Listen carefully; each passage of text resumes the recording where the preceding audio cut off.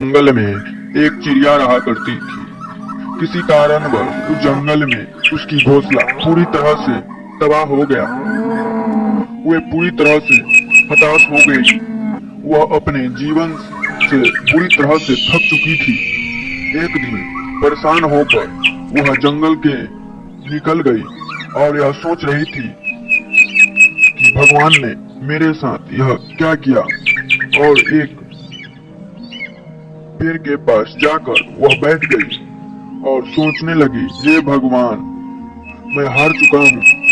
मुझे कोई एक वजह बताए कि मैं क्यों न हताश हूँ और मेरा सब कुछ खत्म हो चुका है। एक कौवा ने वहाँ पर एक चिड़िया को देखा और वह आकर बोला, तुम जंगल में क्या कर रही हो? यह सारी घटना उस चिड़िया को बताई।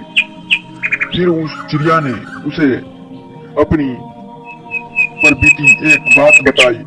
उसने बोला, मैं एक टमाटर का पेड़ और एक मिर्च का पेड़ बीज दिया था और उसे 1 साल तक पानी दी, पर उसमें से कोई भी बीज अंकुरित नहीं हुआ।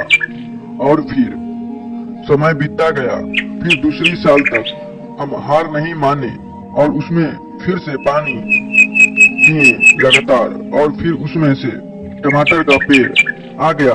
पर मुझे अफसोस इस बात का था कि मिर्च का पौधा अब तक अंकुरित नहीं हो पाया था, लेकिन मैंने उसे हार नहीं मानी और उसमें पानी देता गया, पर टमाटर का बीज अंकुरित नहीं हो पाया, पर मिर्च का पेड़ अंकुरित नहीं हो पाया और टमाटर बढ़कर बड़ा होने लगा। समय बीतता गया। ऐसे ही तीसरी साल के टमाटर बहुत अधिक मात्रा में फरना स्टार्ट हो चुका था और उसे मेरी भरण पोषण होता और हम खुशी खुशी रहा करते। पर जो मिर्च का बीज था वह अब तक अंकुरित नहीं हो पाया। फिर भी मैं चौथे साल उसे हार नहीं माना और उसमें पानी देते गया और टमाटर में देते गया, पर उससे उस साल भी बीज अंकुरित नहीं हुआ और टमाटर का पेड़ काफी बड़ा हो चुका था। उससे बहुत सारे टमाटर आ चुके थे और उसे देखने में काफी अच्छा और उसे तोड़कर खूब खाए करते। और मिर्च का पेड़ वह अंकुरित तक नहीं हो पाया। फिर मैंने ऐसे ही 5 साल बीत चुका। फिर उसमें से बीज में से एक अंकुर निकला और वह बड़ा हुआ, पर टमाटर के पेड़ से वह काफी छोटा था। टमाटर अधिक मात्रा में फरता, पर मिर्च का पेड़ अभी छोटा बीज अभी जन्म लिया था। फिर मैंने हार नहीं मानी और इसमें पानी देता गया और समय के साथ टमाटर के पेड़ से भी वह मिर्च का पेड़ बड़ा हो चुका था और टमाटर से अधिक फल आ चुके थे और टमाटर से जितनी आमदनी हमें हो जा रही थी उससे कई गुना हमें मिर्च की से अधिक आमदनी होना शुरू हो गई। ऐसे ही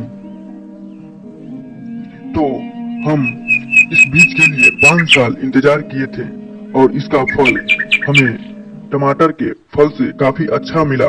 वहीं टमाटर हमें 1 साल में ही वह प्राप्त कर लिया, जिससे हमें उससे आमदनी काफी कम हुई। और इससे यह सीख मिलता है कि संघर्ष करना पड़े तो समझिए आपकी जीत निश्चित है।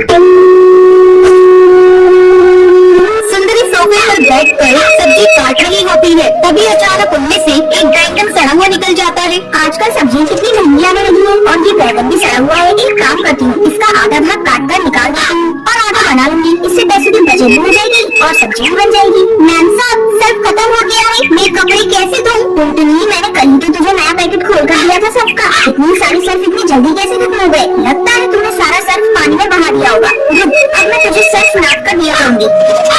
ये एक ढक्कन पकड़ और इसी में तू सारा काम कर। अरे ये क्या कंपनी, तूने चाय के बर्तन कहाँ रख दिए? मैंने अभी उसमें चाय बनाई थी और मैंने चाय पत्ती भी उसी में रखा था। सोचा था कि शाम को दोबारा बना लूंगी। कहाँ रख दिया उस बर्तन को? मैम साहब, उसमें तो बहुत थोड़ी सी चाय पत्ती थी। मैंने सोचा सारे बर्तनों के साथ उसे भी साफ कर दूं। कान खोल कर मेरी बात सुन ले, आगे से मुझसे बिना पूछे एक भी काम तू नहीं करेगी। सुंदरी मुझे लेट हो रहा है ऑफिस के लिए। लाओ मेरा टिफिन कहाँ है? अभी टिफिन लगा दी जी।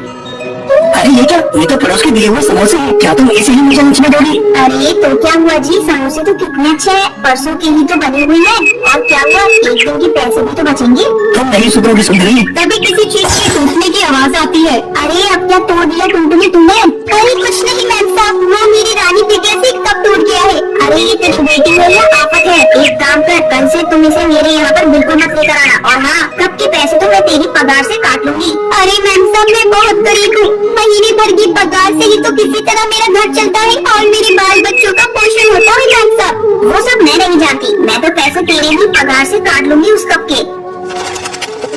किसी वजह से टुनटुनी 2 दिन तक काम पर नहीं आती है। जब तीसरे दिन टुनटुनी काम पर आती है तो ये सब क्या है टुनटुनी? 2 दिनों तक तू कहाँ थी और काम पर क्यों नहीं आई? हाँ मैम साहब, मेरी बेटी को बहुत तेज बुखार है और मैम साहब आज भी मैं काम पर नहीं आई हूँ। आज मैं आपसे कुछ पैसे मांगने आई हूँ मैम साहब। मैं तुझे एडवांस में 1 सिटी कॉइन नहीं दूंगी। और हाँ, तुम गरीब लोगों के साथ यही प्रॉब्लम है, तुम्हें कुछ भी होता है मुँह उठाकर भिखारियों की तरह कुछ भी मांगने आ जाती हो।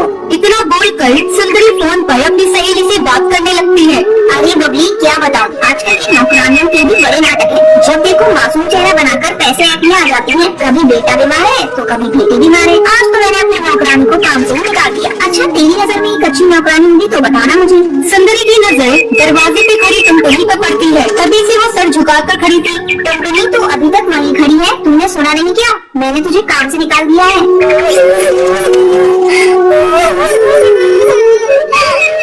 नहीं मालकिन, मुझ जैसी गरीब के साथ ऐसा मत करिए। मैं कहाँ जाऊंगी मालकिन, इतनी जल्दी मुझे कोई काम नहीं देगा मालकिन। मालकिन मैं आपसे कभी भी एडवांस नहीं मांगूंगी। अच्छा ठीक है, अब ज्यादा मक्खन मत लगा और जाकर किचन में काम कर। और हाँ, ज्यादा टाइम ये नूडल्स लेते जाना, तेरी वो रानी खा लेगी। टुनटुनी जब काम कर वापस घर लौटती है तो सुंदरी के दिए हुए नूडल्स को भी साथ ले आती है। बेचारी टुनटुनी को पता नहीं था वो नूडल्स 3 दिन के बासी है। टुनटुनी अपनी मासूम सी बच्ची को वो नूडल्स खिला देती है। नूडल्स को खाते ही रानी उल्टियाँ करने लगती है। माँ मेरी तबीयत ठीक नहीं लग रही है माँ।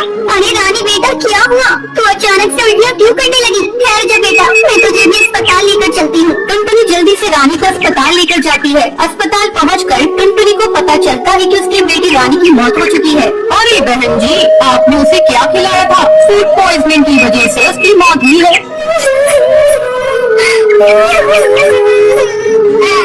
डॉक्टर साहब, मेरी बच्ची ने तो नूडल्स खाया था। मेरी बच्ची तो बहुत बड़ी चंगी थी। डॉक्टर साहब थोड़ा सा बुखार था, नूडल्स खाते ही उसे उल्टी आने लगी। डॉक्टर्स नूडल्स की लैब में टेस्टिंग कराते हैं तो उन्हें पता चलता है कि वो 3 दिन का बासी था। डॉक्टर जैसे ही ये बात टुनटुनी को बताता है तो उसके पैरों तले जमीन निकल जाती है। उसे पता चलता है कि उसकी कंजूस मालकिन की वजह से ही